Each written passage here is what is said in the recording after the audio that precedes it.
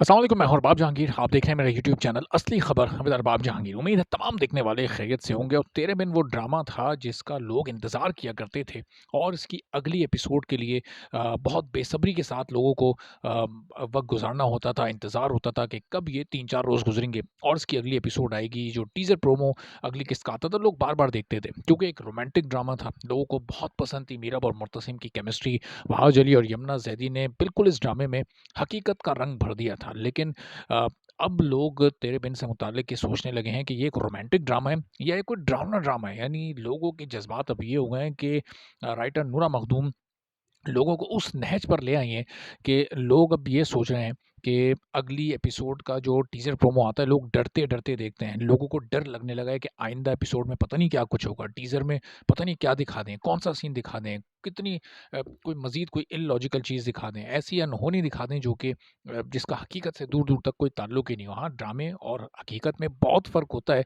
लेकिन इतना भी फ़र्क नहीं होता कि कुछ-कुछ कैरेक्टर्स को इतना बेवकूफ़ दिखा दिया जाए कि उन्हें अपने आस-पास होता कुछ नज़र ही नहीं आ रहा। कोई नेगेटिव कैरेक्टर है तो उसको आस-पास के लोगों को उसकी ज़रा-सी भी नेगेटिविटी नहीं नज़र आ रही है, यानी वो इतना शार्प माइंडेड है। नूरा मखदूम ने पता नहीं ये ड्रामा खुद लिखा है या किसी से लिखवाया है। चूँकि जब उनका एक इंटरव्यू जो कि काफ़ी पहले जब बिल्कुल शुरू की किस्तें तेरे बिन की चल रही थी, उस वक़्त भी जब एक उनका इंटरव्यू नज़र से गुज़रा तो वो देखने के बाद अंदाज़ा यही हो रहा था कि शायद नूरा मखदूम कोई बड़ा ड्रामा लिख नहीं सकती हैं। उस वक़्त जो कुछ चल रहा था तेरे बिन के एपिसोड्स को लेकर, तो उस वक़्त तो बहुत ज़बरदस्त वो ड्रामा चल रहा था। लेकिन उस ड्रामे के डायलॉग, उस ड्रामे की लैंग्वेज, उसका स्क्रीन प्ले और नूरा मखदूम का वो इंटरव्यू, उनकी बॉडी लैंग्वेज, उनका कॉन्फिडेंस और उनके सोचने का अंदाज़, दोनों चीज़ें बिल्कुल मुख्तलिफ थीं।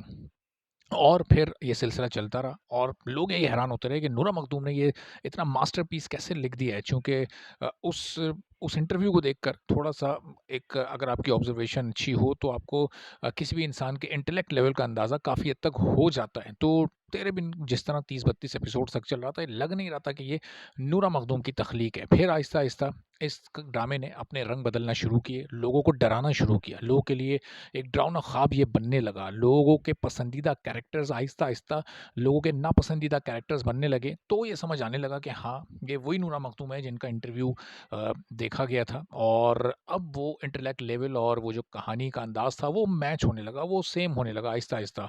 चूँकि जो हया का किरदार था, जो मीरब का किरदार था, जो मुर्तसिम का किरदार था, किस तरह से इन ख़ास तौर पर 2 पॉज़िटिव किरदारों को बिल्कुल बर्बाद करके रख दिया गया। यानी मीरब एक सुपरमैन था। मीरब को खुद जो डायरेक्टर हैं उन्होंने सिराजुल हक ने रॉबिन हुड कहा था इस ड्रामे का। लेकिन ये अब जो मुर्तसिम है वो तो कोई वो गब्बर सिंह टाइप कोई कैरेक्टर बन गया। वो तो अब इस ड्रामे का विलन बन चुका है और अब वो उसमें वो सुपरमैन या लोग जो एक उसको अपने एक तसव्वुर में लोग उस कैरेक्टर को सोचा करते थे, लोगों का एक आइडियल कैरेक्टर बनता जा रहा था।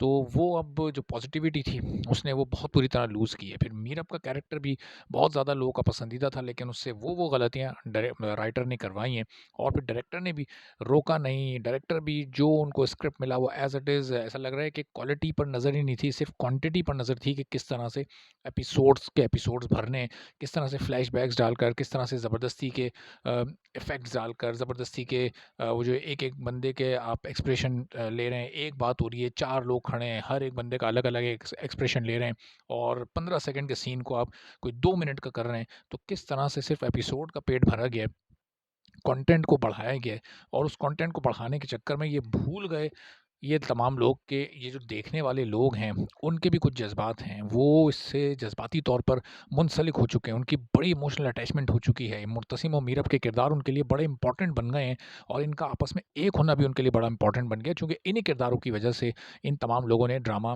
देखना शुरू किया था, उसको पसंद करना शुरू किया था, पूरी दुनिया में उसको पॉपुलैरिटी हासिल हुई थी।